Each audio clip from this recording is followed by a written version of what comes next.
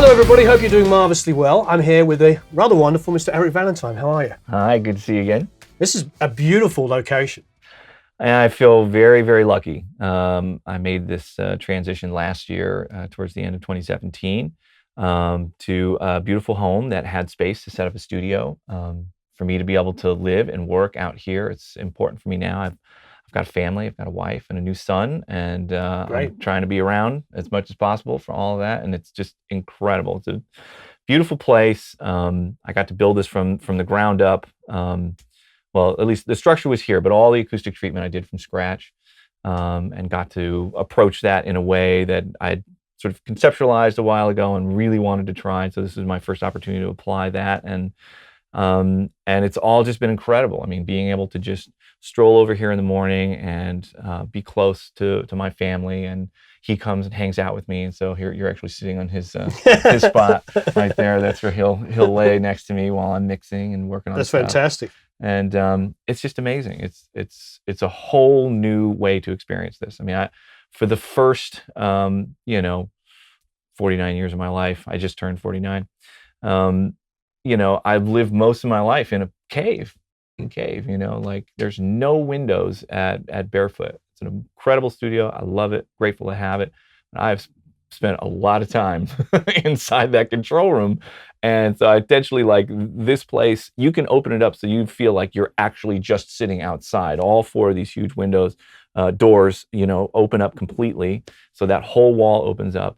I have skylights. I just want to feel like I'm outside and I'm actually, part of what's going on here. So I completely relate because I live in Laurel Canyon and I've got behind my console, I've got a huge window. Yeah. And you get like hummingbirds coming and it's really good. It's good for the soul. And my family's close as well. So I totally relate. Yeah. Makes perfect sense.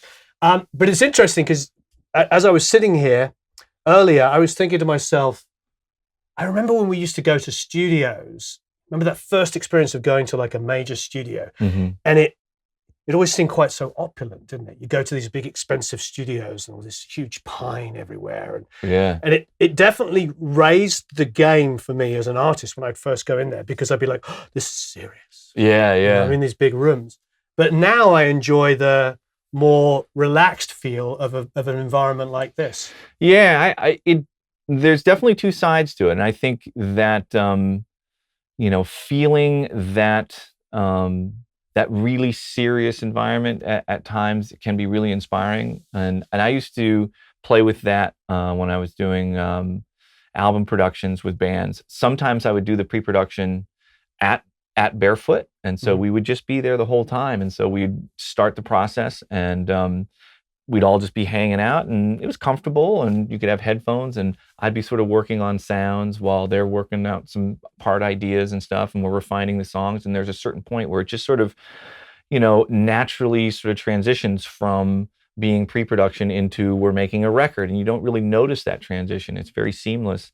And sometimes that's been really beneficial. Sometimes it's better, like, I don't want to be distracted by my studio. Let's go to a shitty little rehearsal place where the sound sucks, and the only thing we can do is focus on, if we have a good song or not. And then we're going to go in and just be like, okay, we're going to do this for real. The red light's going on. This is a big, expensive studio. Let's get serious and do this. Each one kind of has their own sort of strengths and weaknesses. And I've felt it out just on the sort of personality and the dynamic of the band, as to which one would suit the band. But. And of course, that old word that we hate, budget. Yeah, for sure.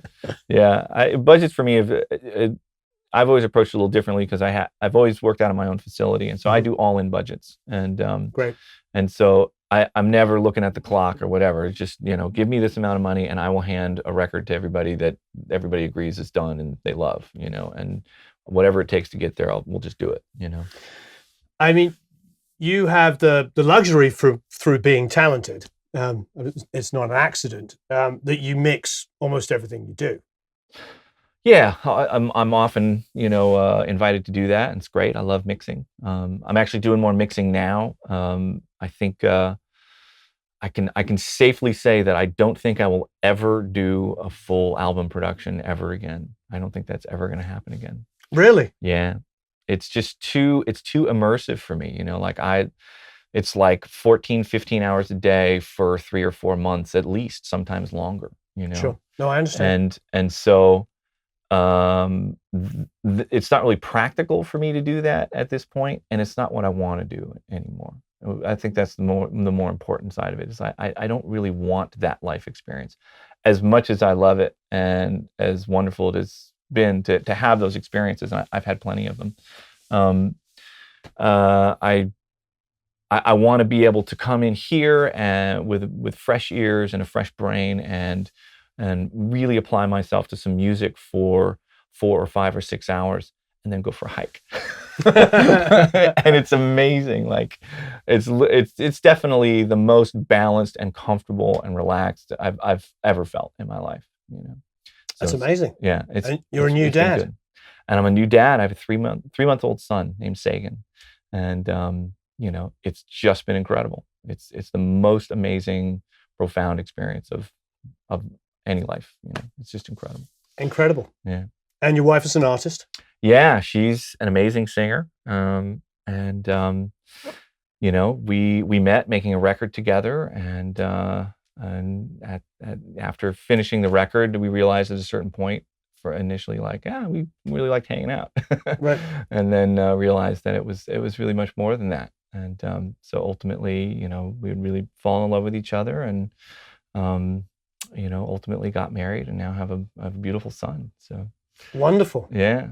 But you do have there's a drum kit in the corner here. I mean, the reality is you could make records in here if you wanted. We're doing it right now. Yeah, we're making her next record here right now.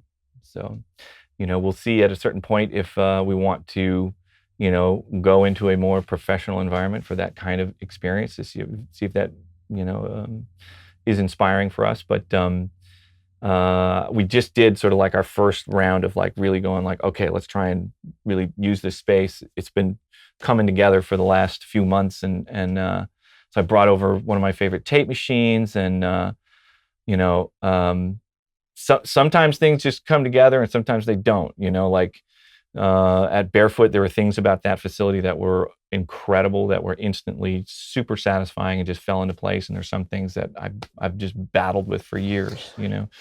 So I would definitely want to talk about this tape machine because it is a J37. So we definitely need to talk about that specifically. But one thing I'm thinking as you're talking, so you've got your Barefoot as a facility has a lot of equipment. Sure, yeah. A lot of stuff there. But do you find now where you're coming to this environment, now you've got to focus and you can go, well, I only really use this most of the time. I only use...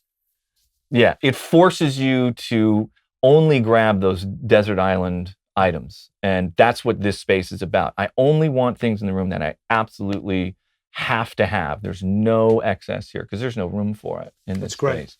And it's really good. There's things about it that just make the whole process move along quicker. Because at Barefoot, it's like, which one of these 20 guitars should we use? Which one of these, you know, 150 mics should I grab? Which one? It's like, it's a problem sometimes, you know. I mean, I feel like a total asshole referring to that as a problem, you know, this sort of like gluttony of stuff in the room. But it's a real thing, you know. It's a real issue at a certain point when you're trying to move quickly through things. And I'm grateful to have all that stuff and to have experienced it. And there's a certain amount of experience that you accumulate, so you know, like, oh, for this I'm going to use that, and for this I'm going to do that. But there's so much stuff in there, and it's really fun. It's really inspiring for the musicians and everybody. But man, you can get lost in it. You can just be in there, just like trying different combinations of shit for the rest of your life in that fucking building, you know. It's like, it's just endless. I often think personally about the absurdity of having equipment that we leave in a mix process that we don't touch. Right. Yeah. I have 6 Poltecs that are just sitting doing different things. Yeah. That maybe every couple of weeks I go tweak. Right. and I think how absurd that is, you know, where we're at now because of the technology. Right. Because now mixing in the box in reality is, I mean, how are you mixing? Yeah, it's you know, this is a hybrid setup. You know, as you can see, there's no console here. I have that available at Barefoot, so if I want to break things down on a console, I would go there and do it. So this place, again, is sort of the opposite of that, and so I am mixing in the box, but I use hardware inserts. I have a good amount of just my favorite pieces. There's a couple Unfairchilds, my favorite 1176. A Roland Chorus Echo there, a little tape delay and spring reverb. Some MPEQ1s, distressors, these old Siemens EQs that I've discovered more recently, and these Altec modified Altec tube compressors. Well, we're going to go through and talk about all the equipment. I definitely wanted to focus on the Unfairchild because I recently got to play with one. So. Oh, cool! Yeah. So, but before that, what is the speaker setup? Yeah, so this is I discovered these in Switzerland when there was a music school in Switzerland called Jazz Campus that installed an Undertone audio console. So I went out there to help with the installation of the console. And the school had these Strauss monitors set up. Strauss, okay. Yeah, and there's this really wonderful, amazingly talented engineer that's the director of the recording program at the school. And he's an incredible engineer, mixer, producer that works out in Switzerland. His name is Daniel Dietweiler. I think I'm pronouncing that right, I hope. And so he invited me to come by his studio, which I came by and saw, and he had two different versions of these Strauss monitors, and they were instantly at that time I had just finished mastering Grace's solo record that we had just done at the time, and so we put it up on his main monitors, which were these Strauss monitors.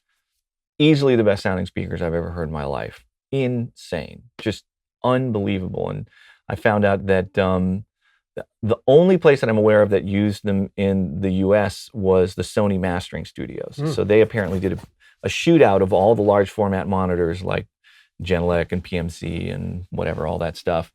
And they checked out these Strauss monitors and they picked the Strausses. And so they installed them in all of their mastering rooms in Sony Mastering in New York.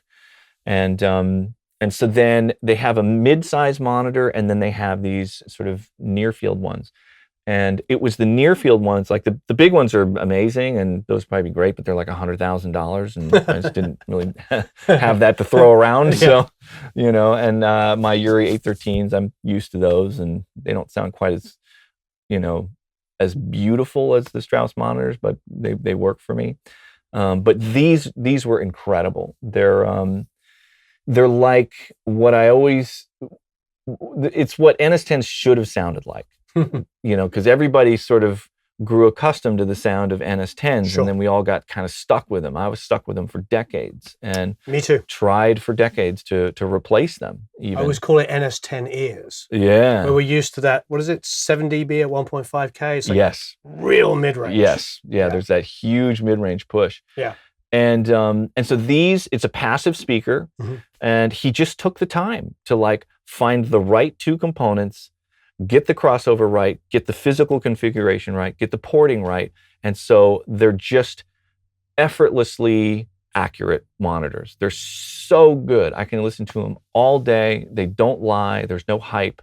There's no. They're just really accurate and really, really pleasant to listen to.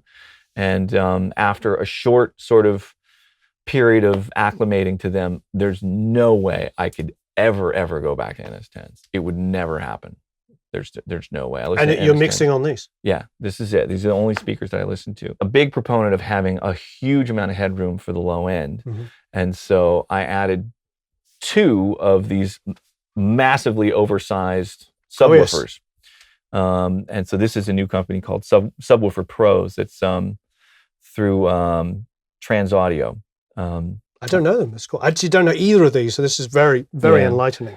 So yeah, a buddy of mine, Brad Lundy from Trans Audio, that started developing these because he just felt like there's kind of a missing element, that there wasn't really just a great, basic subwoofer that was being offered at a reasonable price. There's some really impressive subwoofers out there, but they're wildly expensive. Yes, very. And so yeah, this is an 18-inch driver. They make one with a 12-inch driver as well, and I compared the two. 18-inch driver for this tiny little speaker. Yeah. These are some old subwoofers that I'm not using now, and I'm just using them as a pedestal to elevate the Strausses to the the right level, listening level. and so I have essentially unlimited Mhm. headroom for the subwoofers in this space. They go down to 10 hertz, Wow. and I'll never max them out. And for me, it's incredibly important. I mean, in my mixing room in Barefoot, I've completely overpowered the low end in that room as well, because you need the low end. You need that headroom when you're really carving and shaping the low end. There's times where I'm doing very extreme EQ moves on a kick drum, and I really want to be able to hear the difference and hear when I've gone too far or when it's not enough. And if your subwoofers are just crapping out, you can't really tell where that is. I've always felt, I complimented you a couple of years ago when we were at, I think it was either AAS or NAMM. I would say you're the best at EQing that I know. Because when I listen to your records, you do it a lot. You shape things and you don't realize they're shaped until you open them up. It's been one of the things I'm really impressed with your mixing in particular. It's like you'll narrow things ever so slightly in verses and stuff. So when the chorus comes in, our ears, we hear it, but the average listener just goes, wow, it got even bigger than I can imagine, because you're using high and low pass really well, but you're also pulling out frequencies. There's a lot of detail in what you do that I'd love to know, because I'm seeing your Orbans down here. I'm seeing other EQs. I don't know if you're doing it with a combination of analog and with digital plugins, but it doesn't have that sort of EQ'd sound. Do you know what I mean? Where I hear that a lot of EQs being applied. Right. Yeah. Well, there's that's always been really important to me. It's like compartmentalizing the elements in a mix. I think that more than anything else really makes a mix sound really clear and open and not harsh. When things start all piling up in the same frequency range, that's when it gets harsh for me, and it's just kind of hard to listen to. So I always try my best to really try and have everything have its own place, in the mix. And the thing you were talking about, I definitely will very sneak the pans in a little bit on the verses, and and steal, not push the low end as much in the verses, and then I have room to expand it in the choruses, and have that sort of extra weight sort of arrive when you need it. It's done very subtly that you don't hear it being EQ'd until you go, wow.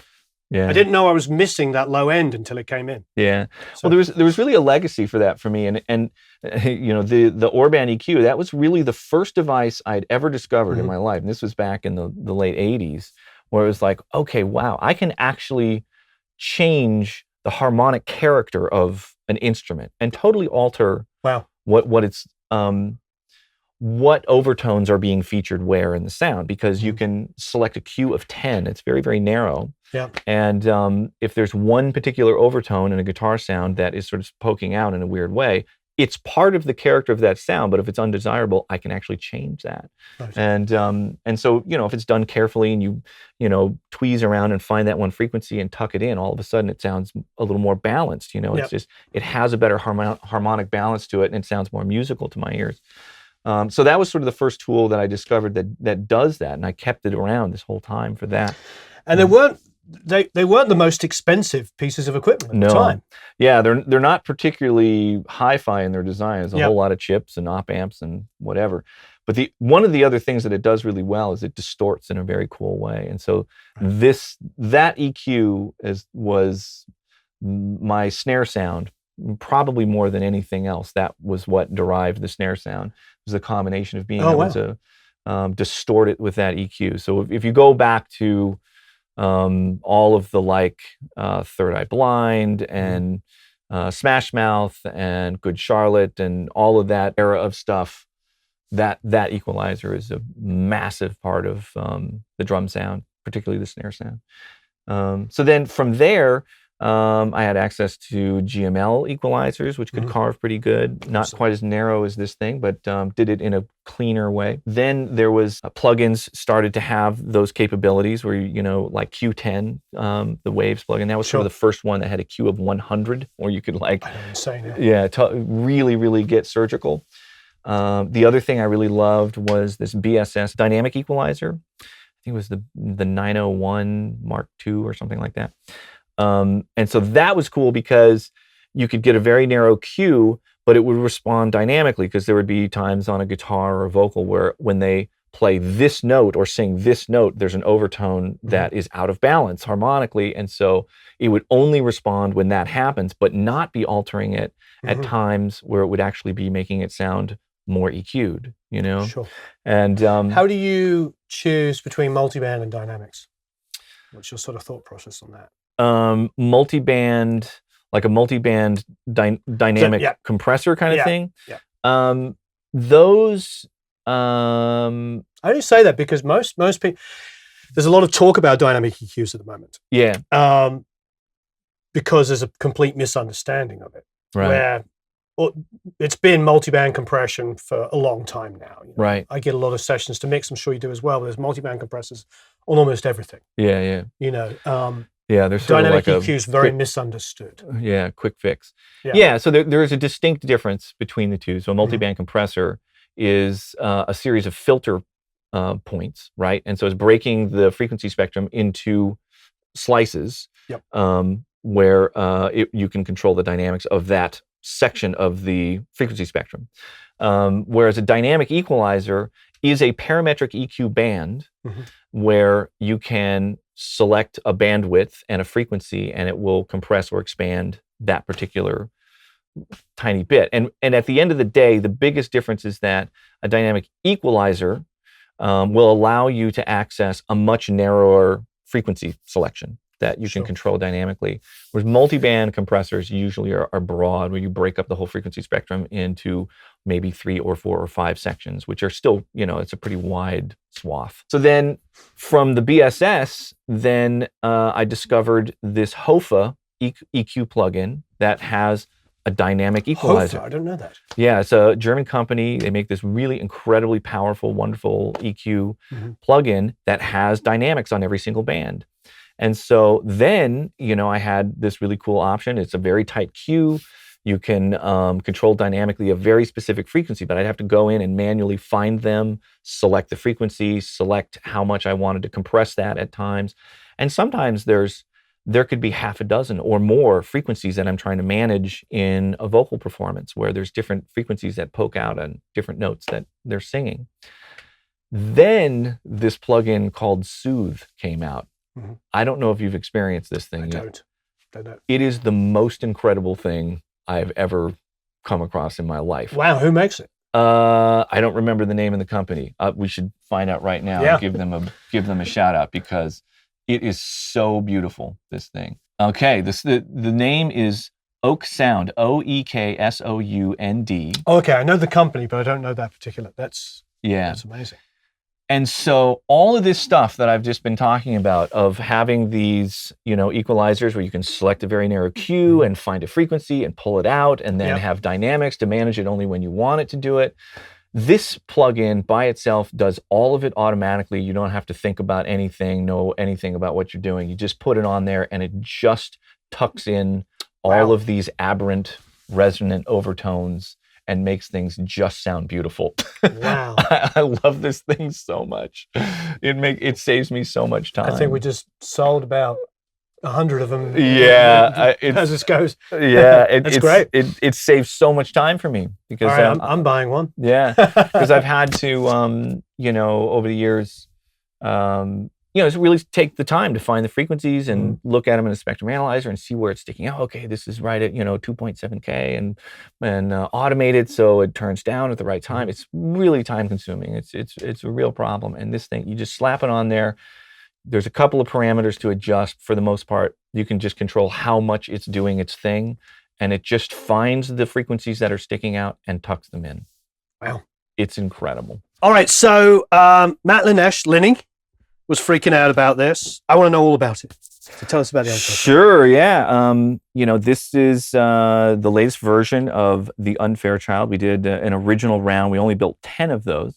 And so we decided this is a really, really valuable approach. And so we took the time to improve the design, to help with the manufacturing, help with everything so we can, you know, make them on a larger scale and try and have them really be affordable for everybody and include all of the features that were missing even from the first one that we did. And so this thing basically is exactly like an original Fairchild. And we just added features to it that nobody thought of 50 years ago when they were, thinking about compressors. And so this guy, it has true bypass. Believe it or not, the original Fairchild did not have bypass on it. Output VU metering. The original didn't even have a level VU metering. It did have gain reduction metering, which this has, and then a mode for balancing the two sides of the Varimu tube. It's very important to get the tubes to perform properly under when it's compressing. Then we added these fine gain trim controls, so you can match the level of the left and right sides. So many That's people, really nice. yeah, so many people use it for either like a stereo drum mix or their overall mix or in mastering or something like that. And it's like, it was a huge pain in the ass for me. I've used probably half a dozen different Fairchilds, and they almost never came up exactly the same. I was at a very famous studio that has 27 of them, and we know which studio it was. I don't want to trash talk them because they're an amazing place. We went through 3 before we got a balance on a stereo mix. Yeah. And so, so with this unit, you can match left and right sides exactly, so you don't have to use like faders on a console or something like that to do it. It turns out, we're doing this gain adjustment by adjusting the bias current on the Varimu tubes, and it turns out that there's another benefit to that changing the bias current of the Varimu tubes has a pretty dramatic effect on the character of the compression. And so you can calibrate this machine to be balanced with a higher bias current or be balanced with a lower bias current, and it sounds like 2 pretty different compressors, and accounts for the differences that you'll find in the original Fairchilds that are out there, because different techs approach setting them up different ways. They have different opinions about how to calibrate them. And so you can really approximate the sound of just about any Fairchild you may have run across with this unit. So then everything on the unit is detented. That was important to me because I know everybody's going to be, or most people will be using this for mixing or mastering. You want to be able to recall stuff. So even the threshold controls are detented. All of these are detented. Everything is detented. So you can recall the settings very precisely on the machine. We added a stereo link mode. The original Fairchilds did not actually have that. They had this lateral vertical mode, which was used for cutting vinyl. It was sort of an MS processed mode. So we did include an MS mode on this as well. So you can compress all of the mono information with this channel, all the stereo information with this channel. There's some things that are very cool about that, but what ends up happening, if you're changing the gain independently for the mono information and the stereo information, and those gains are changing differently, that means that your stereo image is fluctuating. Right? And so we added an MS link mode. And so with this, you have control over which information is dominating the compression of the mix. So you could have the whole mix be compressed more by just the mono information, or you could have it compressed more by just the stereo information, but the stereo image will stay consistent. The other thing that you can do at that point is by setting these gain controls differently. So like if they're both right at 10, then the stereo image would remain the same, consistently the same. If you turn up the lower gain control, the stereo image will widen out and stay wider. So you can use this as an MS processor, if you have it on your mix or when you're mastering. So then we have the 6 original Fairchild presets that everybody knows and loves. 1 and 2 are very, very popular for most things. There's some really cool, there's like an auto release mode on 5 and 6 up here. And then I decided let's just be done with it with the preset thing and just get it so we can just set the damn attack and release the way we want it. And so that was always the issue, wasn't it? Yeah, so we added the variable modes. And so when you select these variable modes, that activates these controls down here and allows you to adjust the attack and release times completely independently from each other. Are you close to like 1176 speeds or? Yeah, so what we did, the way the time constant circuitry works on a Fairchild is that it is initially governed by a capacitor, and the capacitor affects both the attack time and the release time. The larger the capacitor gets, the slower both of those get. And in these presets, they are using combinations of capacitors and resistors in order to derive the attack release combinations that they want. So what we did is these are selecting capacitors that get progressively bigger. And so it puts you in a range of adjustment that is progressively slower. And so this first one is a very small capacitor, half the size of what they're using on 1 and 2, which is the fastest attack time you can get on a Fairchild. Yep. And so they spec the attack time on this as 0.2. And so you get a 0.1 on here. I think it's 0.1 milliseconds on here. Yep. Great. And so, yeah, really fast attack time. And so then from there, you can resistively slow down either the attack or the release. And so you can start with a super fast attack time, super fast release, and then I could just slow down the attack time if we want to and have a really fast release, but a much slower attack time. That's great. I mean, for modern applications, that gives you a lot more variation. Yeah. And I wanted to have all of these other capacitor options because there is a slight difference in the curve of how it attacks, whether it's being slowed down with a capacitor or slowed down with a resistor. It's a little more linear with a resistor.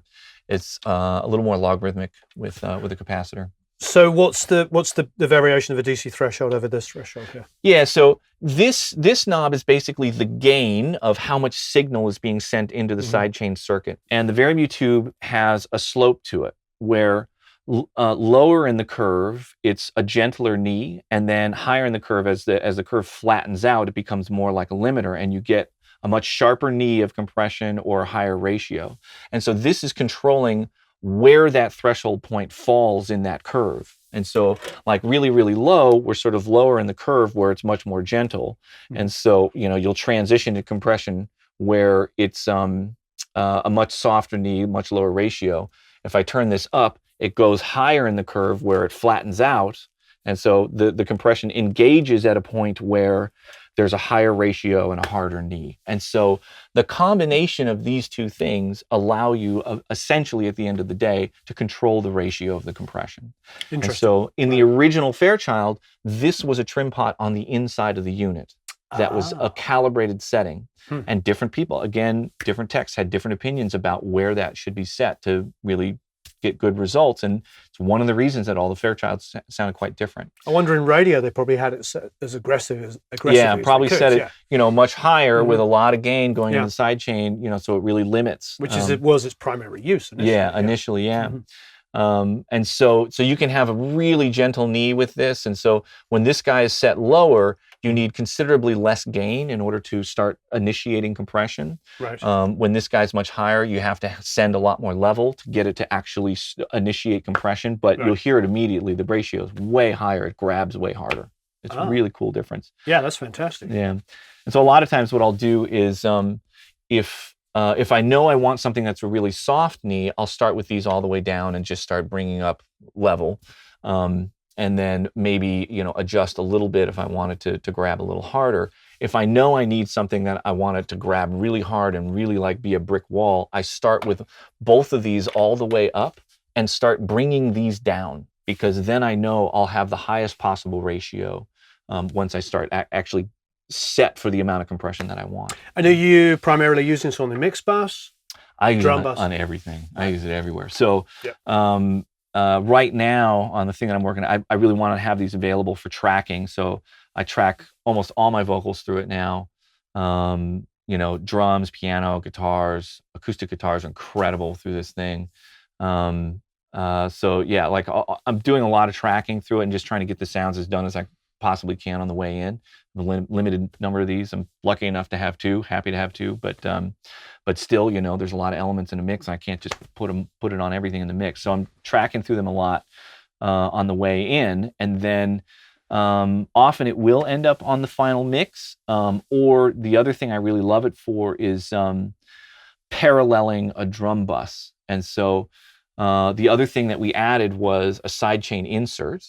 And so I was going to ask you about that. Yeah. And so it allows us to do a couple of things. So first, does the obvious thing where you can EQ the side chain. A lot of people like to pull out some low end while they're EQing a drum bus or something like that. So it's not over compressing the lows. But we realized once we had the sidechain insert, so there's a sidechain insert return jack on the back of the unit. And that is a point where you can plug signal directly into the sidechain detection. And so you can turn this into a feed-forward compressor by using those inputs on the back. And so you basically just split the incoming signal. And so the input signal goes directly to sidechain detector. And that makes it a feed-forward compressor. Because normally the original Fairchild was designed as a feedback compressor where the final output of the compressor is what triggers the compression, which is kind of odd because the signal that it's compressing is what's triggering the compression. And so it's a way for it to sort of manage its compression. And so the feed-forward mode on this is insane. It does this incredibly aggressive, hard-hitting compression, kind of like a DBX 160 or like a VCA, feed-forward compressor. But it does it, with 14 tubes, and so it has this really cool sort of organic quality to it. And so I've found that feed-forward compression is incredible as a parallel blend on a drum mix. It's really cool. And I've used it on mixes as well. I recently did a record for this band, Death From Above, and quite a few of those mixes were feed-forward Unfairchild on the whole mix, and which is an ambitious move to make. Is the album out? Yeah, it's been out for a little while. Okay, yeah. We'll find a link to it. All right, J37. So I've only actually ever seen this once before. That's why I got very excited. And that's the Lenny Kravitz one. Oh, cool. So I came in and got very excited when I saw this. Yeah. This is, a lot of people refer to this as the holy grail of tape machines, and for good reason. It is definitely, in my opinion, the best sounding analog tape machine ever built. Famously known for making, all the early Beatles records. So Sgt. Pepper's was... Sgt. Pepper, two of them together, yeah. Yeah, were recorded on this same model of tape machine. I was lucky enough, I searched for at least a year before I found one and was able to acquire one, and doing another round of sort of taking care of it and bringing it back to life. I just moved to the studio in Topanga. I always love having analog tape machines as part of the sound and the process for me. It's just something that's very familiar for me. And so this was the perfect choice. It's only 4 tracks, but I just recorded drums a couple days ago. It's one microphone through this tape machine. It sounds amazing. It sounds unbelievable. How are you syncing your worlds together? So the way I use it, it's just a processor on the way in. So I have in my patch bay, the mic preamps come up in the patch bay and they're half normaled. So one of them normals directly to an input on the converter, A to D converter. The other one I can patch to an input of this machine. So it gets split. It goes to this machine and then does any other processing that I want to do at EQ or compression, and then prints on a separate track. So while I'm playing, I monitor the direct digital recording, and then there's an algorithm in a spreadsheet that I use to derive the offsets for things. So, I know what the offset for this is at a particular sample rate in the session. So the session I'm on now, it's a 96K session. So it's 8,463 samples. And so I just select those tracks and scoot it forward. It's perfectly in sync and good to go. You get to hear your amazing, J37. So it's coming off the repro head straight back into exactly, yeah, into Pro Tools, right? Yeah, and so and then this particular thing I'm working on started in another studio where nothing was recorded with the tape machine. So I've gone back and run everything else through this tape machine, and the difference is unbelievable. I mean, for me, it just turns into music. Like wonderful. Yeah, I mean, all of that, like just sort of battling to get everything to feel like it belongs together and isn't like harsh and dull at the same time, and all of that shit with digital recording that is just kind of excruciating and takes up so much time. You just put it through this machine, and then all of a sudden it's like, oh, it sounds awesome. It fits perfectly in the mix. I don't have to do anything. Like the drums I just recorded, and I'll play you a second of it because the session is up. It's unbelievable. It's one mic, that 160, just sort of sitting in front of the drum kit, randomly placed. Yeah, I saw that when I came in, a silver M160. Yeah, and there's, I think, 4 dB of boost at 1K or 1.5K on it. That's it. That's the only EQ this tape machine done drum sound. Like, that's it. And so, great. Yeah, it's really, really cool. Fantastic. Cool sound. Yeah. Well, the Zeppelin mic was the 160, wasn't it? Yeah, apparently that's what they use for when the levee breaks. Yeah. That's the rumor. So, yeah, it's a good choice. Which is very likely because growing up in England and in Europe in general, Yeah. M160s were in every studio. Yeah. Yeah. So the other thing this round, I got better at dialing in the calibration at 7.5 IPS. And so everything I'm doing is 7.5 IPS on this machine now. And it's just gorgeous sounding. What it does And to you the get that high-end- low kind of bump, meaning you don't have to EQ down there. You get the kick out. Yeah, it moves the low frequency head bump to a different place. In this case, there's one way low, like at around 25 hertz, which isn't really in the range of music anymore. But then the secondary bump is at 60 hertz, and it's in a place that's really satisfying. Yeah. You know, it's interesting. You know, at 15 IPS, you get one right around 40 hertz, and then another one up above that. But yeah, 7.5 has been. Sounds like 7.5's the way to go. Yes. Oh, it's so good. It's so good. Well, I want to quickly ask you about these Altecs, because of course there's a Chandler has them. Lots of people have the mods. Right. Steve Anderson, God rest his soul, did my mods on mine, but I've not seen this. Who did this? So this was this really amazing, talented, wonderful guy named Garen. He was the person that sort of got the ball rolling on the Unfairchild. Wow. And so he's especially good at maintaining and modifying tube compressors. That's one of his specialties. He also does tube mic preamps. And so I met him at a certain point, I think, to repair some stuff that I had. And so he did some repairs, then he did some modifications.